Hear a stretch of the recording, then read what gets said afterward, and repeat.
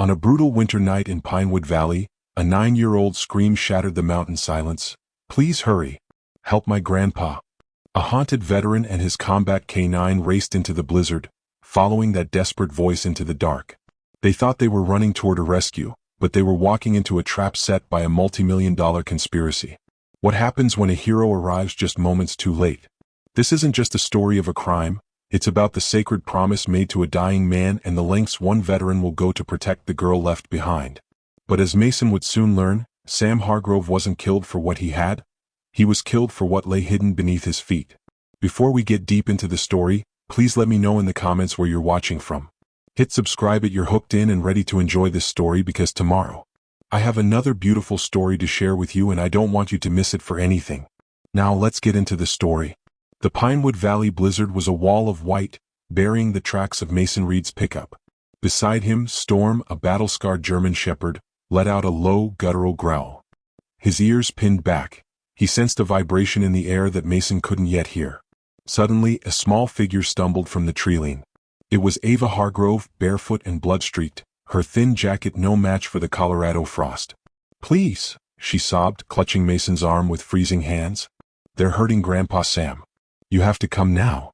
Mason's military instincts, buried under years of isolation, surged to life. He didn't know then that the local sheriff was already being paid to look the other way, or that a ruthless corporation had marked this cabin for blood. As they plunged into the woods, Storm leading the way, Mason felt a sickening, familiar dread. The silence echoing from Sam's cabin was too heavy. He was running toward a tragedy that had already happened, and a conspiracy that was about to put a target on his own back. The clock on the dashboard of Mason Reed's battered Ford F-150 flickered to 10:47 p.m., its amber glow the only steady thing in a world that had turned into a swirling, chaotic white void. Outside, Pinewood Valley was being erased. The Colorado blizzard wasn't just falling, it was attacking, driven by a wind that shrieked through the gaps in the window sills like a dying animal. Mason gripped the steering wheel, his knuckles white, his eyes strained against the hypnotic dance of the snowflakes caught in his high beams. Visibility was down to less than 10 feet. Beside him, Storm, a thick-coated German shepherd with silver-gray fur and scars hidden beneath his coat, was usually a silent sentinel. But tonight the dog was restless. His ears, large and pointed, twitched toward the passenger side window. A low, guttural vibration started in his chest, a sound Mason had learned to trust in the valleys of the Hindu Kush long before they'd retired to the relative peace of search and rescue. "Easy, boy," Mason murmured, though his own heart rate began to climb. "It's just the wind." Storm didn't settle. He stood up in the cab, his claws clicking on the vinyl, and let out a sharp, urgent bark. He wasn't looking at the road. He was looking at the treeline. Mason slowed the truck, the tires groaning against the unplowed snow. He rolled down the window and the cabin was instantly flooded with a freezing spray of ice. Then he heard it. It wasn't the wind. It was a high, thin wail, a human sound that pierced through the storm with the jagged edge of pure terror. A figure burst from the shadows of the pines, stumbling into the path of the truck. Mason slammed on the brakes, the vehicle sliding sideways before coming to a jarring halt. He was out of the door before the engine had even stopped vibrating, Storm leaping past him into the waist-deep drifts. Was a child. A girl no older than 9, wearing nothing but a thin, fleece pajama top and leggings. She was barefoot. Her skin was a translucent, deathly blue, and her face was masked by a terrifying mixture of tears and dark, wet blood. "Please," she screamed, her voice breaking into a ragged sob as she collapsed into Mason's arms. "Please hurry. Help my grandpa." Mason's military training, the cold, hard logic that had survived 2 tours of combat, clicked into place. He didn't ask her name. He didn't ask how she got there. He wrapped his heavy tactical jacket around her tiny, shivering frame and knelt in the snow. "Where, honey? Tell me where." "The cabin," she gasped, her small hands clutching his collar so hard her fingernails dug into his skin. Ava Hargrove's eyes were wide, dilated with shock. "They're hurting Grandpa Sam. There's so much blood. They had masks. They wouldn't stop hitting him." "How many?" Mason asked, his voice a steady, grounding anchor. "3, she choked out. They were asking about the land. Grandpa told me to run. He screamed for me to run and I hid in the shed and then he stopped screaming. He just stopped." The word "stopped" hit Mason like a physical blow. In his world, silence was rarely a good sign. It was the silence of a heartbeat ending. "Storm track," Mason commanded. The K9 didn't hesitate. He caught a scent, metallic and sharp, and lunged into the tree-line. Mason scooped Ava up, intending to put her in the truck, but she fought him with a desperate, surprising strength. No. I have to show you. I know the way through the shortcut. Mason realized he couldn't leave her. The truck wouldn't make it up the logging trail in this weather anyway. He set her down, but before he could even reach for his gear, she was running. She ran with a frantic, terrifying energy, her bare, bleeding feet seemingly oblivious to the ice shards and frozen needles of the forest floor. Mason followed, his flashlight cutting a desperate arc through the trees. The race through the woods was an 11-minute descent into a frozen purgatory. Every second felt like an hour. Mason's lungs burned, the frigid air feeling like liquid nitrogen in his chest. Storm was a shadow ahead of them, his deep barks marking the path. He screamed for so long, Ava whispered, the words tumbling out as she stumbled over a hidden root. Mason caught her, hoisting her back up. He kept telling them no. He said it was for me. The land was for me. Keep moving, Ava. Focus on the light, Mason urged, but his dread was a growing weight. He looked at the snow. Storm had found the tracks, heavy, aggressive boot prints that didn't belong to an old man. There were tire tracks from a heavy-duty off-road vehicle near the fence line, now being rapidly filled by the falling snow. They crested the final ridge, and Sam Hargrove's remote cabin came into view. It was a scene of haunting, quiet violence. The front door hung wide open, swaying on a single hinge as it groaned in the wind.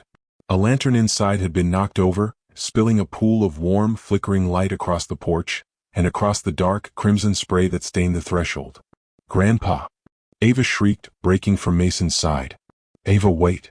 Mason yelled, reaching for the sidearm he carried for mountain lions, his eyes scanning the perimeter. The intruders were gone. The muffled roar of a distant engine echoed faintly in the valley, moving away. Mason stepped into the cabin, and the smell hit him immediately. It was a smell he had tried to leave behind in the desert. Copper, sweat, and the void. Sam Hargrove, a 73-year-old man who had survived the coal mines and the loss of his wife, was crumpled on the floor like a discarded rag. He had been bound with rough hemp rope, the fibers buried deep into his wrists. His face was a mask of trauma, his breathing a wet, shallow rattle that Mason recognized with a sinking heart. Ava collapsed beside him, her small hands hovering over his chest as if she could push the life back into him. "Grandpa, I brought help. Look, it's the man with the dog. You're going to be okay. Wake up, please wake up." Mason dropped to his knees, his hands moving with practiced, frantic precision. He applied pressure to a massive wound on Sam's side, his fingers slipping in the heat of the blood. He pulled his phone to call 911, but he already knew the truth. They were miles from the nearest station, and the roads were impassable. Even if a medevac could fly in this soup, they didn't have minutes. They had seconds. Sam's eyes, clouded and dim, suddenly flickered. They drifted toward the sound of Ava's sobbing, then locked onto Mason's face with a clarity that was agonizing. His hand, trembling and slick with red, reached out, grasping Mason's forearm. Too late. Sam wheezed, a bubble of blood bursting on his lips. Blackwood, they won't stop. Save your breath, Sam. Help is coming, Mason lied, his voice thick. The old man shook his head feebly, his grip tightening with a final, Herculean effort. He looked at Ava, then back to Mason. The plea in his eyes was more powerful than any words. "Protect Ava," he whispered, the sound barely a ghost of a breath. "Don't let them win. Promise me." Mason looked at the girl, then back at the dying man. The weight of the world seemed to settle on his shoulders. "I promise, Sam. I swear on my life. She's safe with me." A ghost of a smile touched Sam's lips. His eyes drifted shut, and the tension in his hand vanished. His chest gave one final, shuddering heave, and then stillness. Ava's scream was a sound Mason would never forget. It was a raw, primal howl of grief that seemed to shake the very walls of the cabin. She threw herself over her grandfather's body, her small frame shaking with the force of her loss. Outside, Storm sat on the porch and lifted his head to the black sky, letting out a long, mournful howl that echoed Sam's passing. Mason sat there, his hands still covered in Sam's blood, his mind suddenly fracturing. The flickering lantern light began to fade, replaced by a blinding, white-hot sun. The smell of the pine forest was replaced by the scent of burning rubber and diesel. He wasn't in Colorado anymore. He was back in a dusty village outside Kandahar. He was staring at a collapsed doorway, hearing the screams of a mother clutching a child who wouldn't wake up. He had arrived 10 minutes after the IED, 10 minutes after the world had ended for that family. We're too late, his sergeant's voice echoed in his head. Reed, we're too late. Move out. The flashback hit him like a physical wave, the guilt he had spent years drowning coming back for its pound of flesh. He had left the service because he couldn't take the almosts.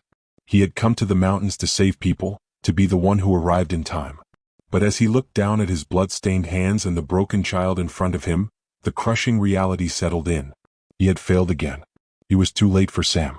But as his eyes hardened, looking out into the dark where the killers had disappeared, Mason felt a new, colder fire ignite. He had been too late for the grandfather, but he would be exactly on time for the men who did this.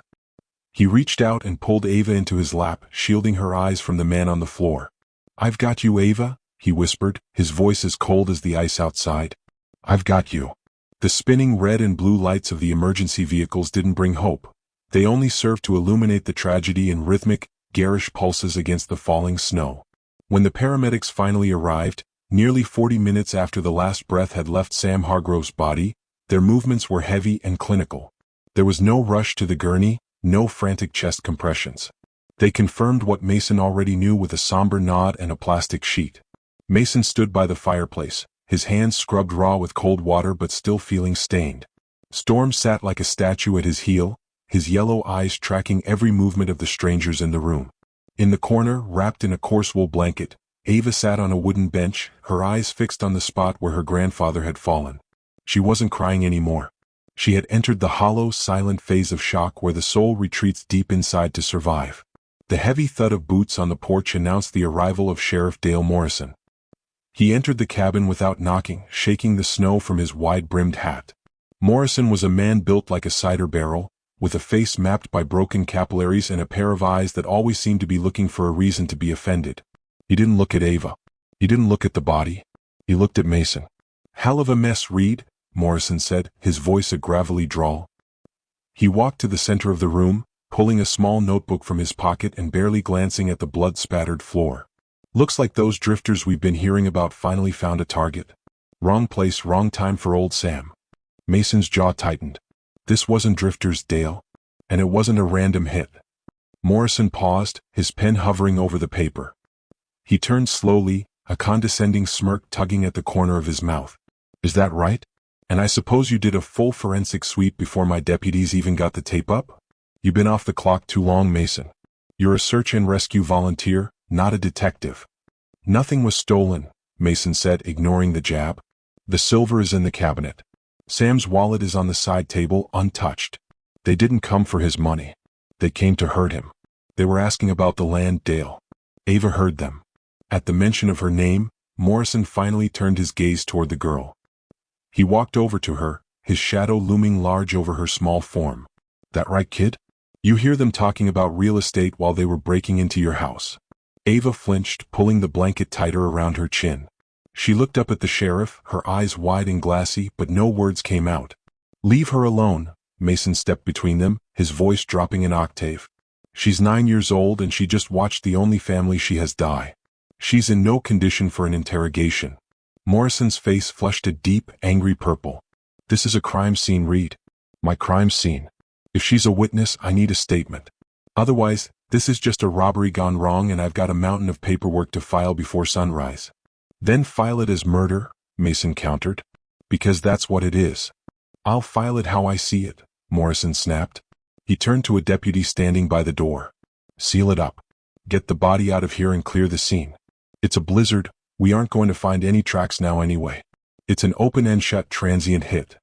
Mason watched with growing disbelief as the investigation proceeded with the urgency of a grocery list. Morrison barely looked at the entry point. He didn't check the perimeter. He seemed more interested in getting back to a warm office than finding the men who had murdered a veteran of the valley. As the deputies moved a sofa to make room for the body bag, a small stack of papers fluttered from beneath a cushion, caught in the draft from the open door. They slid across the floor, stopping near Mason's boot. He glanced down. The top page was a letterhead he recognized. Blackwood Development Corporation. Below it, in bold, aggressive type, were the words, "Final Notice of Offer." Mason didn't hesitate. While Morrison was busy arguing with a paramedic about the transport time, Mason stepped on the papers, slid them toward his heel, and palmed them in one swift motion. He felt the weight of them in his pocket, a heavy, hidden truth. A white SUV with Child Protective Services on the door pulled into the driveway, its tires churning through the deep drifts. A tired-looking woman stepped out, her face etched with the practiced sympathy of someone who saw tragedy daily. "Time to go, Ava," the woman said gently, reaching for the girl's hand. Ava's stoicism broke instantly. She lunged for Mason, burying her face in his tactical vest. "No, please. Grandpa said you'd protect me. Don't let them take me." Mason knelt, his heart aching as he felt her small frame trembling against him. He looked at the sheriff, who was watching with cold indifference, and then back to Ava. He thought of Sam's final, wheezing plea. "Protect Ava. Promise me." "Listen to me, Ava," Mason whispered, his voice cracking. "I have to let them take you tonight. It's the law. But I'm not going anywhere. I'm going to find out who did this. I'm going to make it right. I promise you I'm coming back for you." "You promise?" she sobbed, her eyes searching his. "On my life," Mason said. He watched as they led her to the car, her small hand pressed against the rear window until the snow swallowed the taillights. The silence that followed was deafening. "Go home, Reed," Morrison said, lighting a cigarette despite the no smoking signs in the cabin. "Stay out of the way. I won't tell you again. You're a civilian now. Act like it." Mason didn't answer. He whistled for Storm and walked to his truck. He drove down the hill, but he didn't go home. He waited at the bottom of the ridge until the sheriff's lights disappeared toward town. 10 minutes later, he was back at the cabin. The scene was technically sealed, with a thin strip of yellow tape that whipped violently in the wind. Mason ducked under it, Storm at his side. He pulled out the papers he'd palmed and sat in Sam's favorite armchair, his flashlight the only light in the room. The letters were a map of escalating terror. October 12th, a polite offer to purchase. November 5th, a firmer demand citing regional development needs. December 20th, the tone turned dark. "Mr. Hargrove, your stubbornness is becoming a liability. We would hate for your granddaughter to inherit a property plagued by accidents." Mason's blood turned to ice. It wasn't just a land grab. It was an execution. "Storm, find it," Mason commanded, his voice a low growl. The dog moved through the cabin, his nose to the floor. He bypassed the blood, he knew that scent. He was looking for the other. He stopped by the broken fence line Mason had noticed earlier. Storm let out a sharp, urgent huff, digging at a patch of snow protected by a low-hanging pine branch. Mason knelt with his flashlight. There, preserved in the frozen mud, was a partial boot print. It wasn't a work boot. The tread was a complex, tactical pattern. Vibram soles, high-end, the kind of gear used by private security or specialized military units. Beside it, Storm sniffed a discarded cigarette, but the tobacco still dry. Mason took photos of everything. He collected the butt in a small plastic bag. He looked out into the white abyss of the valley. Victor Blackwood was a man who lived in a glass and steel fortress in Denver, a man who thought he could buy the world and bury anyone who got in his way. He thought he'd bought the sheriff. He thought he'd silenced the only witness. But he didn't know Mason Reed. And he didn't know that for a man who had survived the mountains of Afghanistan, a Colorado blizzard was just another day at the office. Mason stood up, his hand resting on Storm's head. The guilt of being too late, for Sam still burned in his chest like an unhealed wound. But as he looked at the boot print of the man who had broken a child's world, the guilt began to transform into something else. Something sharper. Something final. "We were too late for the rescue, Storm," Mason whispered into the wind. "But we're going to be right on time for the reckoning." The dawn that followed the blizzard was cold and colorless, a pale gray light that revealed the true scale of the isolation in Pinewood Valley. Mason hadn't slept.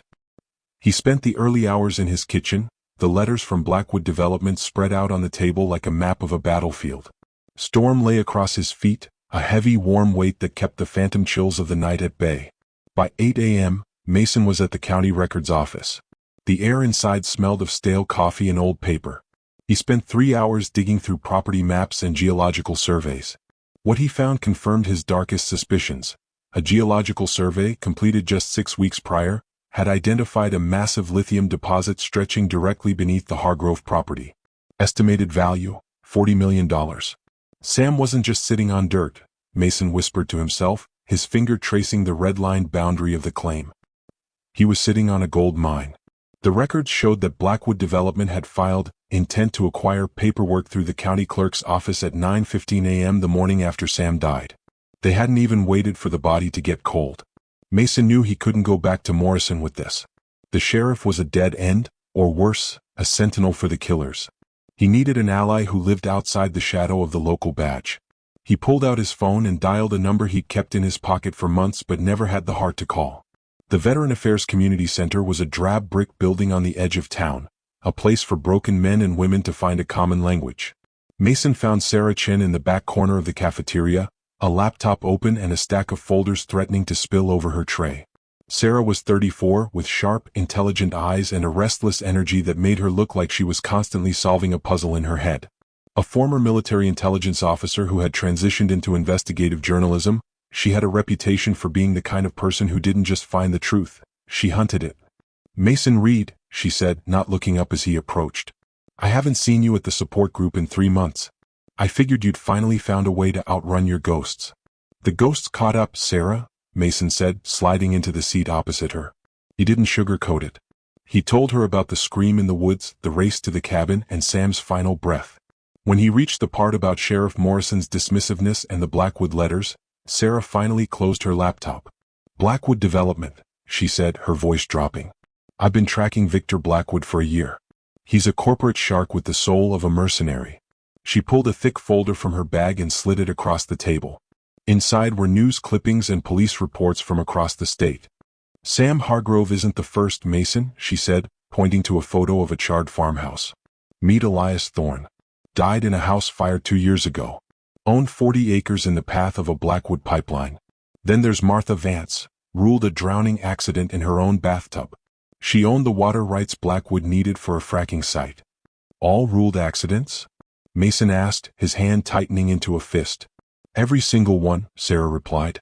"The local law enforcement in those towns all received donations to their re-election campaigns shortly after the cases were closed. It's a pattern of corporate homicide disguised as bad luck." "I have a boot print," Mason said.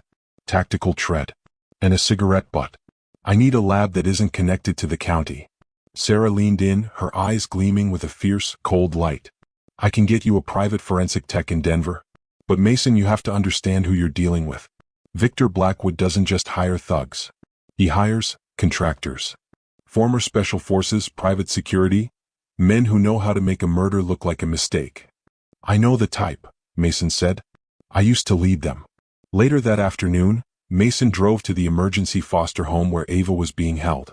It was a sterile, well-meaning house on the outskirts of the valley, but to a child who had just lost her world, it might as well have been a prison.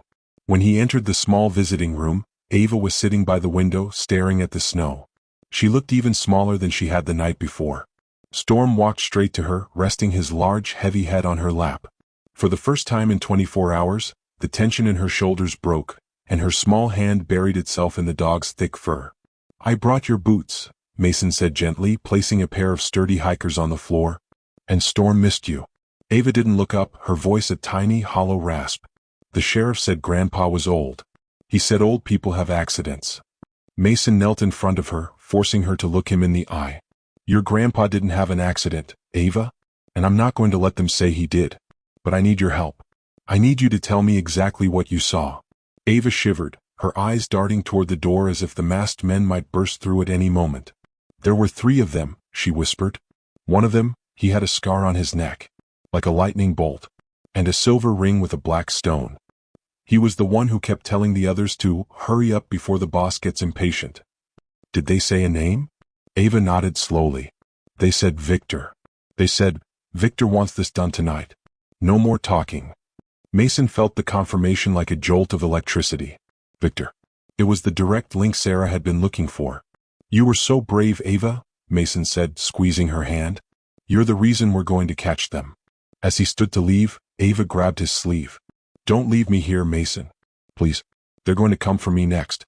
I saw their faces." Mason looked at the girl, then at the social worker watching from the hallway. He knew the rules. He knew he was a stranger with a PTSD diagnosis and no legal claim to her. But he also knew that if Blackwood realized Ava could identify his contractors, she was a dead girl walking. "I'm working on it, Ava," he promised, his voice low and steady. "Until then you stay inside. You don't talk to anyone but the people in this house. Do you understand?" She nodded, but the fear in her eyes haunted him all the way back to his truck. As he pulled onto the main road, Storm suddenly sat bolt upright in the back seat, a low growl rumbling in his throat. Mason checked his rearview mirror. A black SUV with tinted windows was idling 200 yards behind him. It didn't have a front plate. Mason didn't speed up. He didn't swerve. He just gripped the steering wheel a little tighter, the old Ranger instinct taking over. They were watching him. They knew he was digging. "Let them come, Storm," Mason muttered, his eyes fixed on the road ahead. Let them come. The Pinewood Valley Sheriff Station was a squat, cinder block building that felt more like a bunker than a place of justice. The air inside was thick with the smell of floor wax and burnt coffee. Mason walked through the front doors with a heavy gait, Storm's claws clicking with military precision against the linoleum. Every deputy in the room stopped what they were doing. The atmosphere didn't just chill, it solidified. Mason didn't wait for an invitation. He pushed through the swinging gate and headed straight for the corner office. "Reed, you can't go back there," a deputy shouted, but Mason was already twisting the handle. Sheriff Dale Morrison was leaning back in his swivel chair, boots on the desk, picking at a tooth with a wooden splinter. He didn't look surprised to see Mason. He looked bored. "I told you to stay home, Mason," Morrison said, not moving his feet. "You're starting to become a habitual nuisance." "I found some things you missed," Mason said. He dropped a manila envelope onto the desk. It landed with a heavy thud, sliding across the polished wood until it hit Morrison's boots. "The accident at Sam's cabin was a hit. I have the Blackwood letters threatening his life, I have the geological survey showing $40 million in lithium under his floorboards, and I have a witness statement." Morrison didn't open the envelope. He finally lowered his feet, his chair creaking under his weight. "Geological surveys? Lithium? You've been watching too many movies, Mason. This is Pinewood Valley, not a Tom Clancy novel. Open the envelope, Dale." Morrison sighed, a long, theatrical sound of exasperation.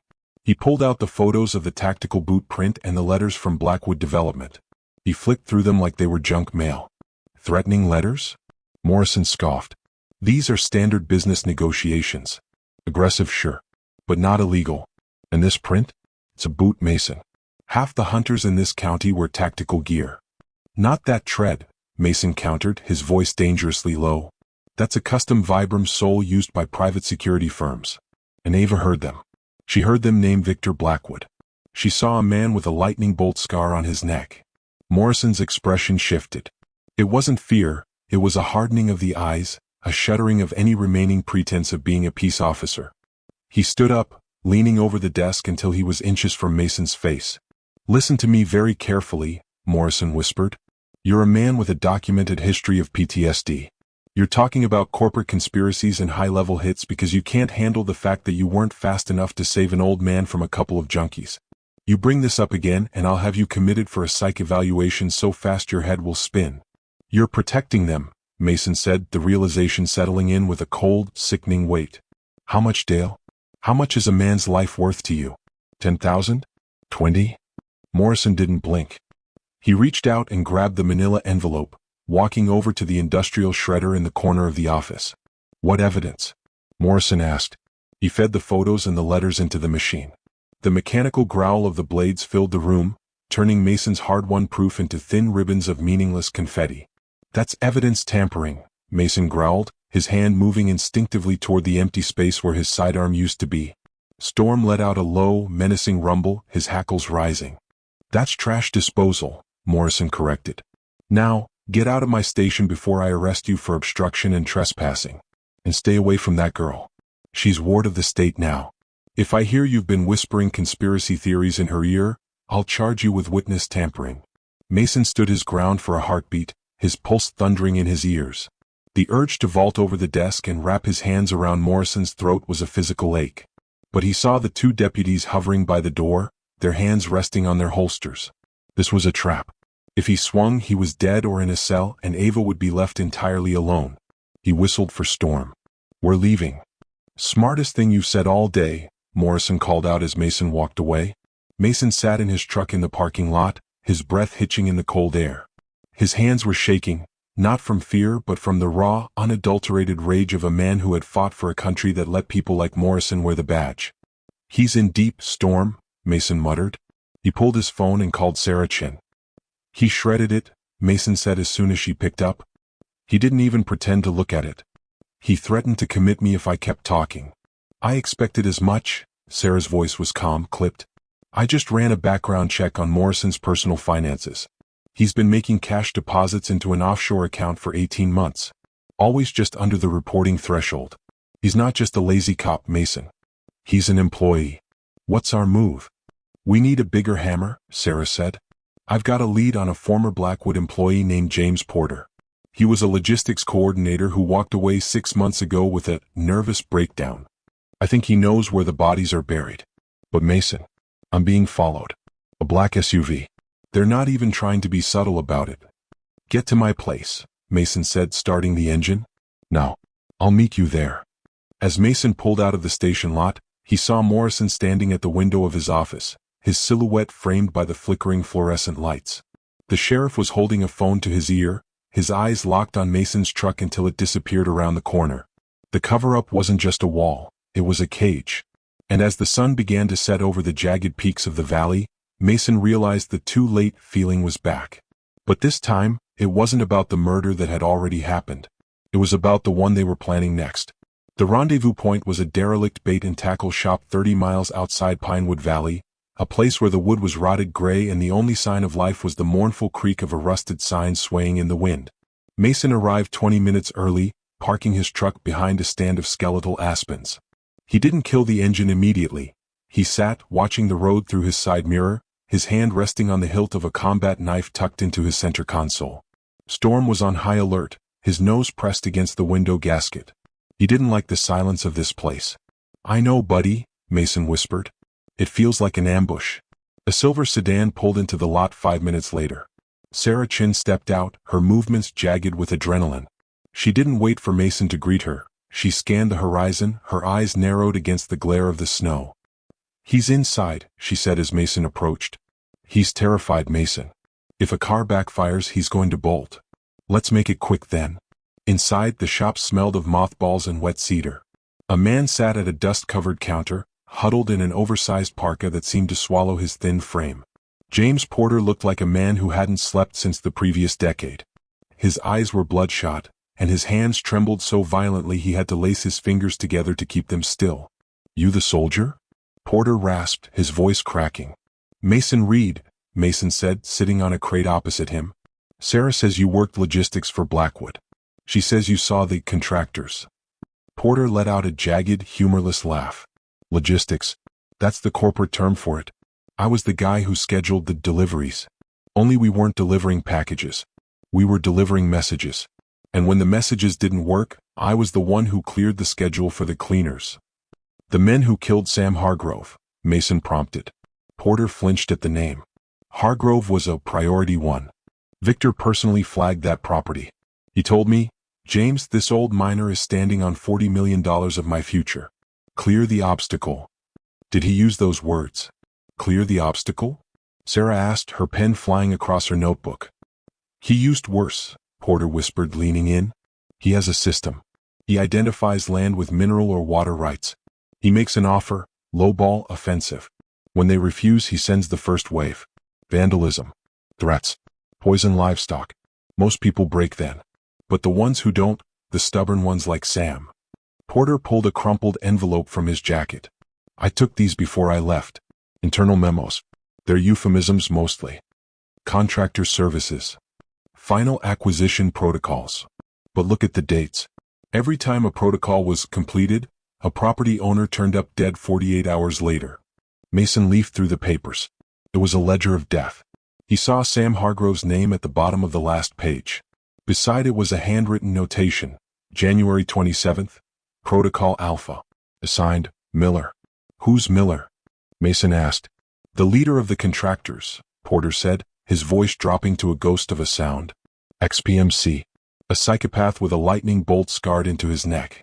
He doesn't just kill people, Mr. Reed. He enjoys the persuasion part.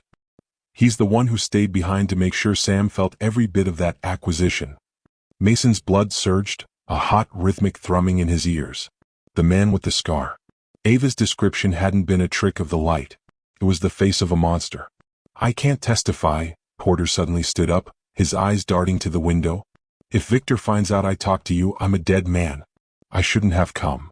James, listen to me, Sarah said, reaching for his arm. We can get you to the state attorney general. We can get you protection. Protection. Porter laughed, a sound of pure terror. Victor owns the sheriff. He owns the judges. You think a badge is going to stop Miller? Suddenly, Storm let out a sharp, ear-piercing bark. He lunged toward the front door of the shop, his hackles standing like a serrated ridge. Back. Get back. Mason yelled, grabbing Sarah by the collar and shoving her toward the floor just as the front window exploded inward.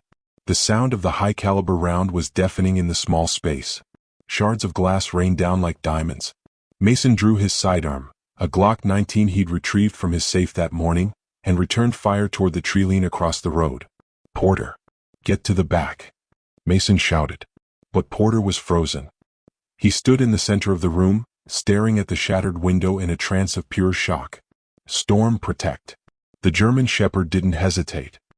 He launched himself at Porter, his massive weight knocking the man behind the heavy wooden counter just as a second round whistled through the air, embedding itself in the wall where Porter's head had been a second before. They're here, Sarah gasped, her face pale. How did they find us? The SUV, Mason growled, staying low and moving toward the side exit. They didn't just follow you, Sarah. They tracked you. He glanced out a gap in the siding. 2 black SUVs were skidding into the lot, flanking the shop. 4 men emerged, dressed in gray tactical gear, carrying suppressed submachine guns. They moved with the cold, synchronized efficiency of a hit squad. Mason looked at the whistleblower and the journalist. He was outnumbered 4-1 in a building made of rotting wood. The guilt of Afghanistan flared in his mind, the memory of a family he couldn't protect, a house that became a tomb. Not this time, he thought, his jaw setting. Sarah, take Porter out through the cellar hatch. There's a creek bed about 50 yards back. Follow it to the old bridge. My truck is remote started. The GPS will lead you to a safe house I set up. Go. What about you? She asked, her eyes wide. I'm going to be the distraction, Mason said. He looked at Storm. The dog's eyes were locked on his, waiting for the command. Storm with me. We're hunting. Mason didn't wait for her to argue. He kicked open the side door and rolled into the snow, Storm a silent blur of gray beside him. He fired 3 rounds in rapid succession, catching one of the contractors in the shoulder and forcing the others to dive for cover behind their vehicles. Read! A voice called out from the tree line, a cold, metallic voice that sent a shiver down Mason's spine. Give us the papers and the girl's witness and maybe we'll let you die quick. Victor doesn't like loose ends. Mason didn't answer with words. He answered with a flashbang he'd kept in his vest, a relic from his ranger days. The explosion was a blinding white sun against the snow. In the chaos of the light, Mason and Storm vanished into the woods. He didn't run away. He circled back. He wasn't a search and rescue volunteer anymore. He was a predator who knew these woods better than any city-bred mercenary ever could. He watched from the shadows as the lead contractor, a tall man with a jagged scar visible even in the dim light, stepped toward the bait shop, his black stone ring glinting as he signaled his men to move in. Check the cellar, the scarred man yelled. Find them. Mason felt the rage coil in his gut, a cold, hard knot. He looked at Storm and gave a silent hand signal. Wait. They had the evidence. They had the witness. But as Mason watched the man who had murdered Sam Hargrove walk into the trap of the bait shop, he knew the war was only beginning. The walls weren't just closing in on him, they were closing in on Blackwood. And Mason was the one holding the door shut. The call came at 3:17 p.m., a time that would forever be burned into Mason's memory as the moment the world stopped turning. He was in the middle of cleaning his Glock, the scent of gun oil and cold air filling his cabin, when his phone buzzed with an aggressive, jagged vibration. It was Ava's foster mother, Martha. Her voice was a thin, panicked threat. Mason, she's not here. Ava didn't come home from school. I called the office, they said she never got on the bus. Mason, a man in a suit, they said he had paperwork. The blood in Mason's veins didn't just run cold, it turned to ice. What kind of paperwork, Martha? Think. A transfer. A new placement. They said it was official. She went with him because he had a badge. Mason, I thought. Mason didn't wait for the rest. He didn't offer comfort. He grabbed his keys, his vest, and whistled once, a sharp, piercing note. Storm was already at the door, his muscles coiled like a high-tension spring. The dog knew that tone. He knew the war had finally reached their doorstep. They took her, Storm, Mason growled as he floored the truck, the tires screaming against the frozen gravel. They finally took her. The Pinewood Valley Elementary School was a ghost town by the time Mason skidded into the parking lot. The playground was a desolate landscape of rusted swings and windswept snow. Mason didn't go to the office. He went to the loading zone. He found it near the edge of the pickup line. Ava's yellow backpack discarded in a drift like a broken bird. It was open, her drawings of Sam's cabin fluttering in the biting wind. "Storm, find her," Mason commanded, his voice a jagged rasp. The German shepherd put his nose to the backpack, inhaled deeply, and then pivoted toward the far end of the lot. He moved with terrifying focus, his body low to the ground. He led Mason to a set of fresh tire tracks, wide, aggressive treads that didn't belong to any soccer mom minivan. There were scuff marks in the slush, the sign of a child being hurried, perhaps resisting. Storm let out a low, urgent whine and started to run. Mason followed in the truck, tracking the shepherd as he tore across the outskirts of town. The trail led away from the civilized streets and deep into the industrial district, a collection of rusted warehouses and abandoned lumber mills that had been dead since the mines closed. Storm stopped in front of a corrugated metal warehouse at the end of a dead-end road. The sign on the gate had been painted over, but the logo of Blackwood Development was still visible beneath the grime. Mason parked a block away, moving in on foot. His heart was a drum in his chest, but his mind was a cold, analytical machine. He checked his magazine. 1 in the chamber. 15 in the clip. He looked at Storm. "Scout," Mason signaled. The dog circled the building silently, disappearing into the shadows. 2 minutes later he returned, nudging Mason's hand and looking toward a side-loading dock. Mason approached the rusted door, leaning his ear against the metal. Inside, a child's voice, high, thin, and shattered by terror, echoed through the hollow space. "Let me go. I want to go home. I want my grandpa." "Your grandpa's in a box, kid," a man's voice replied, cold and mocking. Mason recognized that metallic rasp. It was the man with the scar. "Miller. And you're going to be with him unless you tell us exactly where that soldier put the memory card from the barn." "I don't know." Ava sobbed. "I don't know anything." "Wrong answer," Miller said. The sound of a heavy chair being shoved across concrete scraped against Mason's nerves like a blade. Mason didn't plan. He didn't wait for backup. He didn't care about the odds. He picked up a heavy rusted pipe from the ground and hurled it through a high window on the far side of the building. The crash of breaking glass drew the shouts of 2 men inside. "What was that?" "Check the perimeter." As the footsteps retreated toward the noise, Mason kicked the side door with everything he had. The rusted bolt snapped and he was inside. The warehouse was a cathedral of shadows. In the center, under a single flickering halogen light, Ava was tied to a wooden chair. Miller stood over her, his silver ring glinting as he reached for a knife on a folding table. "Let her go." Mason's voice was a low, lethal rumble that seemed to come from the floorboards themselves. Miller turned, a slow, predatory grin spreading across his face, bisecting the lightning bolt scar on his neck. "The Ranger. I was wondering when you'd show up to play hero. You're a little late for a rescue, don't you think? That seems to be your specialty." "Storm, take him." Mason roared. The German shepherd didn't bark. He was a 75-pound blur of fur and fury. He launched himself across the concrete, clearing the distance in 3 massive bounds. Miller reached for a sidearm, but Storm was faster. He clamped his jaws onto Miller's forearm, the sound of teeth meeting bone muffled by the man's scream. "Arg! Get it off me." Miller thrashed, slamming the dog against the table, but Storm didn't let go. He was a combat canine, trained to hold until the threat was neutralized. The 2 other enforcers rushed back into the room, submachine guns raised. Mason didn't give them a chance. He dived behind a stack of wooden crates, firing 2 rounds. One hit an enforcer in the thigh, sending him screaming to the ground. The second man dove for cover, spraying a wild arc of bullets that chewed into the crates above Mason's head. Mason rolled, popping up and firing a precision shot that caught the second man in the shoulder, spinning him around.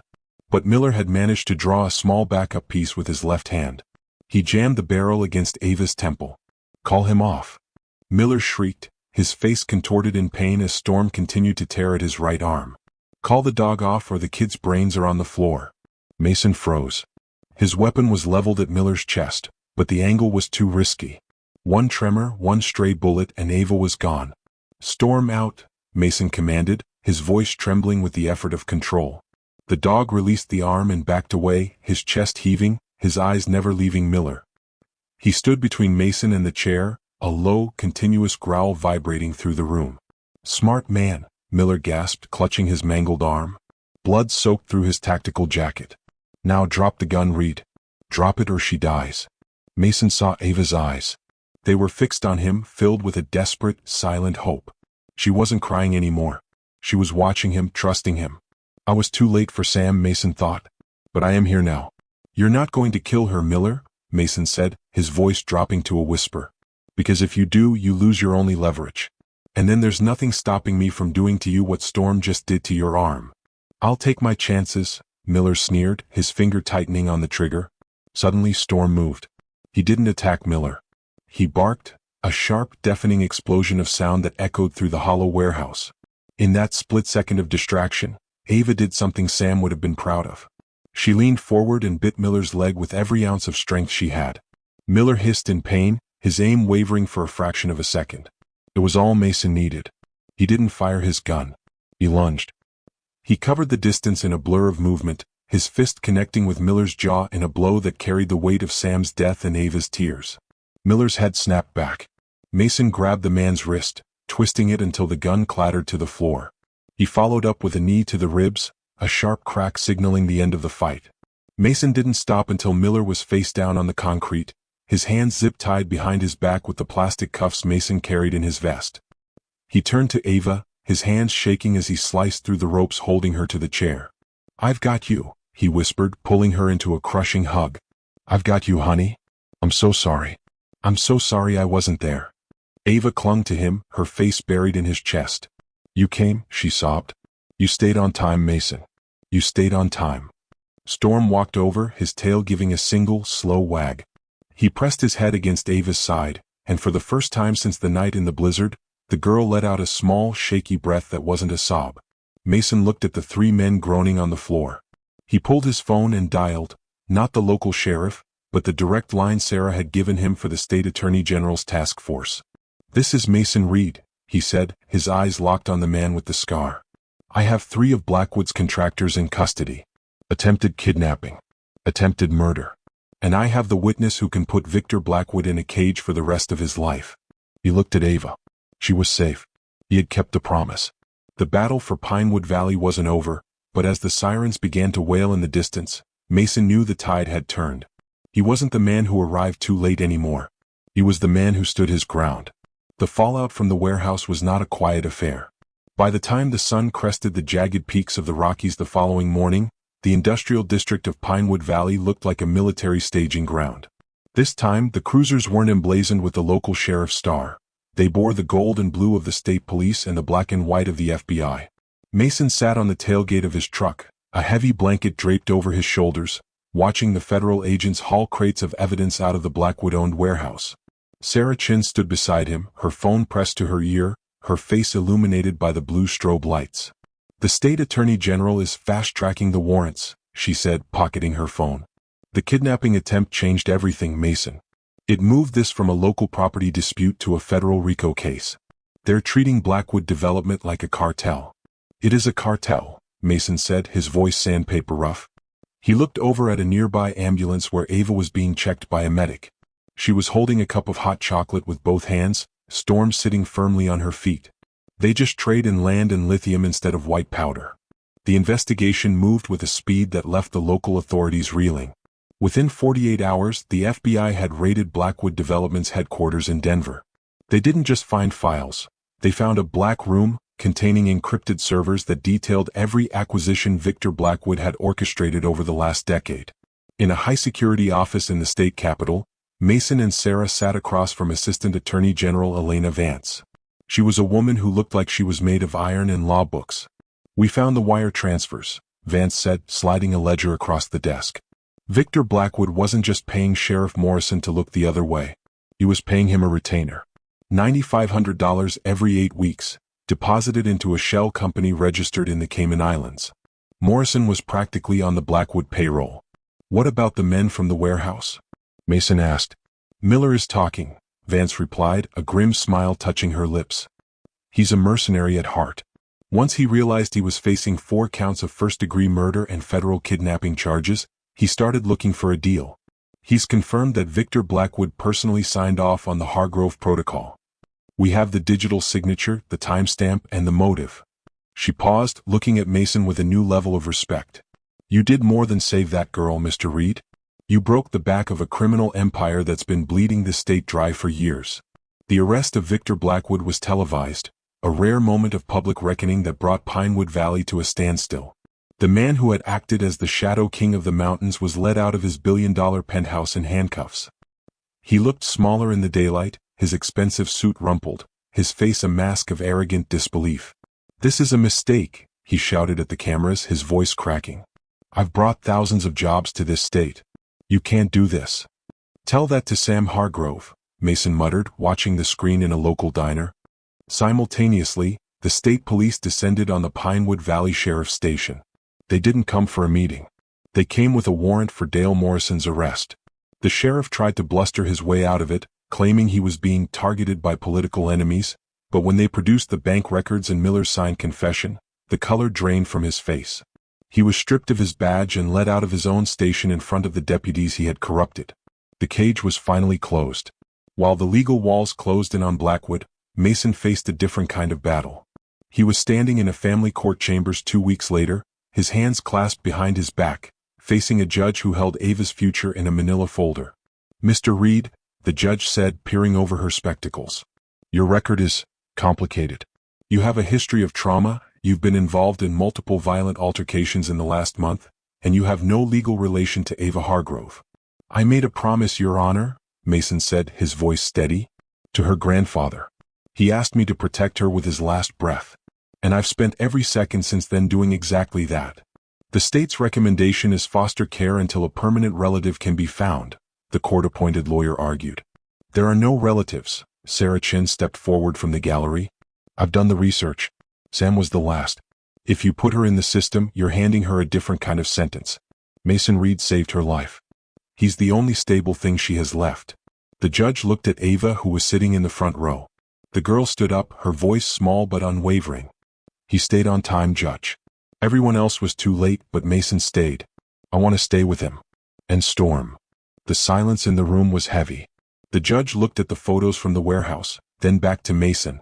"I am granting temporary emergency guardianship to Mr. Reed," the judge ruled, the gavel striking with a finality that felt like a prayer answered. "Pending a full home study and continued trauma counseling for the child. Don't make me regret this, Mason." "You won't," Mason said, the weight in his chest finally beginning to lift. As Blackwood's assets were frozen and his contractors began to turn on each other, the full extent of the horror was revealed. Sarah's articles began to hit the national wires. The lithium murders, how one corporation killed for the future of energy. The town of Pinewood Valley began to wake up from its long, fearful sleep. People who had been intimidated into silence started coming forward with their own stories of Blackwood's negotiations. The lithium deposit, once a death sentence for Sam, was now being tied up in a legal trust for Ava, ensuring she would never have to worry about her future, if they could keep the land safe. But as Mason drove Ava back to his cabin that evening, the girl's hand tucked safely in his, he saw a black SUV parked at the edge of the woods. It didn't belong to the police. Blackwood was in jail and Morrison was in a cell, but the contractors were a hydra. Miller was talking, but there were others, men who were now looking at a lifetime in prison and blaming the veteran and the girl who had brought the roof down on their heads. Mason gripped the steering wheel, his eyes scanning the tree line. The empire was crumbling, but a cornered animal is the most dangerous kind. "Stay in the truck, Ava," Mason said as they pulled into the driveway. Storm on guard. The war wasn't over. It had just moved into the shadows. The Denver District Courthouse was a fortress of granite and glass, but inside it felt like a pressure cooker. The air was thick with the scent of floor wax and the low hum of 100 whispered conversations. This was the trial that had gripped the nation, the lithium murders. For Mason, it was the final bridge he had to cross to keep his promise. He sat in the front row of the gallery, his back straight, wearing a suit that felt restrictive compared to his tactical vest. Beside him sat Ava, her hand gripping his firmly. Storm lay at their feet, a silent, silver-gray weight that the judge had allowed as a certified emotional support animal. Across the aisle sat the families of Elias Thorne and Martha Vance, the other victims of Blackwood's acquisitions. They looked at Mason not as a stranger, but as the man who had pulled their tragedies out of the shadows. At the defense table, Victor Blackwood looked transformed. The arrogant titan of industry was gone, replaced by a man wearing a calculated mask of frail grandfatherly innocence. His legal team, a phalanx of the highest-paid defense attorneys in the country, sat ready to shred every piece of evidence Mason had bled to collect. Assistant Attorney General Elena Vance stood before the jury, her voice a calm, rhythmic pulse of logic. She didn't start with the money, she started with the blood. "This is not a complex case of corporate law," she began, pacing before the jury box. "This is a story as old as time. A man with everything wanted more, and he decided that the lives of those standing in his way were simply overhead costs." The prosecution's first witness was James Porter. The whistleblower looked stronger than he had at the bait shop, bolstered by federal protection. He walked the jury through the standard operating procedures of Blackwood development. "It was a conveyor belt," Porter testified, his voice steady. "Step 1, the offer. Step 2, the persuasion. Step 3, the acquisition. Victor told us personally that the law was just a speed bump on the road to progress. He called the murders unfortunate necessities of development." Then came the forensic evidence. A private lab technician presented the DNA match from the cigarette butt Mason had found at the cabin. It matched Miller's profile perfectly. The tactical boot print was mapped against the gear found in the Blackwood warehouse. "The tread is a 100% match," the expert testified. "Custom ordered for Blackwood's security team." The room went deathly silent when Dale Morrison was called to the stand. The former sheriff wore a bright orange jumpsuit, his hands shackled to a chain around his waist. He refused to look at the gallery. "I took the money," Morrison rasped, his eyes fixed on the floor. $20,000 a month for consulting. In exchange, I made sure the accidents stayed accidents. When Sam Hargrove was killed, Victor called me. He said, 'The old man's gone. Close it fast. No autopsies, no deep dives.'" "And did you follow those orders?" Vance asked. "I did," Morrison whispered, "until Mason Reed wouldn't let it go." The climax of the trial came on the third day. Ava was called to testify. The defense had fought to keep her off the stand, claiming she was too traumatized to be reliable, but the judge had ruled that her voice deserved to be heard. She didn't sit in the witness box. To protect her, she sat in a small room adjacent to the court, her testimony broadcast via closed-circuit television. On the screen, her face looked pale but resolute. "They wore masks," Ava told the court, her voice echoing through the silent room. "But I heard the man with the scar. He told my grandpa he was stubborn. He said, 'Victor is tired of waiting.' Then they started hitting him. Grandpa told me to run. His last words weren't about the land. They were about me." She looked directly into the camera, as if she could see Victor Blackwood through the screen. "You killed him for the dirt under his house. But he was my whole world." There wasn't a dry eye in the jury box. Even the court reporter paused, her fingers trembling over the keys. Finally, Mason took the stand. He walked past the defense table, his eyes locking onto Blackwood's for a split second. The developer blinked first. Mason described the race through the blizzard. He described the silence of the cabin and the feeling of Sam's blood on his hands. "I spent my life in the military being told that sometimes you arrive too late," Mason said, his voice low and vibrating with a decade of suppressed grief. "I arrived too late for Sam Hargrove. I have to live with that every day. But Sam didn't ask me to save his life. He knew it was over. He asked me to save his granddaughter and to make sure his death meant something." He leaned forward, looking at the jury. "He was a man who worked the mines for 40 years. He loved that land because his wife was buried there. He died for a principle. Victor Blackwood killed him for a profit margin." The jury deliberated for only 4 hours. When they returned, the atmosphere in the courtroom was electric. On the count of first-degree murder in the death of Samuel Hargrove, guilty. On the count of conspiracy to commit murder, guilty. On the count of federal kidnapping, guilty. The word guilty rang out 28 times, covering every victim and every crime. Victor Blackwood didn't scream. He didn't protest. He simply slumped into his chair as the reality of a life sentence without parole finally crushed his arrogance. As he was led away in chains, he passed Mason. "You think you won?" Blackwood hissed, his voice a venomous whisper. "The world needs what's under that land. You can't stop progress. Progress without a soul is just a landslide, Victor," Mason replied. "And you're at the bottom of it." As the courtroom erupted in cheers and tears, Mason felt a strange, quiet stillness settle over him. He walked out of the courthouse and into the bright Colorado sun. Ava was waiting for him at the bottom of the steps. She ran to him and he swung her up into his arms. "Is it over, Mason?" she asked. Mason looked at the horizon, where the mountains stood like ancient guardians. For the first time, the too late weight in his chest felt lighter. "The battle is over, Ava," he said, setting her down and ruffling Storm's fur. "Now we go home and start the real work." The air in Pinewood Valley 6 months after the trial carried a different quality. The biting, jagged cold of the winter had thawed into a lush, vibrant spring, and the silence that had once felt oppressive now felt like a long-awaited breath. Mason stood on the porch of the Hargrove cabin, a hammer hanging from his tool belt and a blueprint spread across a makeshift table of sawhorse and plywood. The cabin was no longer a place of shadows and yellow police tape. The bullet holes had been patched, the broken door replaced with solid oak, and the interior scrubbed of the past. But they weren't just restoring a home, they were building a sanctuary. "Mason, the first shipment is here." Ava came running up the dirt path, her face flushed with health and excitement. She was 10 now, and the haunted look in her eyes had been replaced by a fierce, focused determination. Storm bounded beside her, his silver fur shimmering in the mountain sun. Behind them, a flatbed truck navigated the winding driveway, loaded with timber and supplies. Sarah Chin climbed out of the passenger side, wearing a hard hat and carrying a clipboard. She had traded her investigative journalist's notepad for a project manager's schedule, helping Mason navigate the mountain of grants and donations that had poured in after the lithium murders story went national. The plan was ambitious. Using the trust established from the lithium rights beneath the land, which the state had ruled belonged entirely to Ava, they were transforming the 72-acre property into Hargrove Haven. It wouldn't be a corporate mine. It would be a residential retreat for at-risk youth and children who had suffered trauma, specifically those who had lost their families to violence. "Grandpa always said the land was for helping people," Ava said, standing beside Mason as they watched the contractors begin work on the first of 3 new dormitories. "He used to tell me that the mountains don't judge you for what you've lost. They just teach you how to stand tall." Mason rested a hand on her shoulder. "He was a wise man, Ava.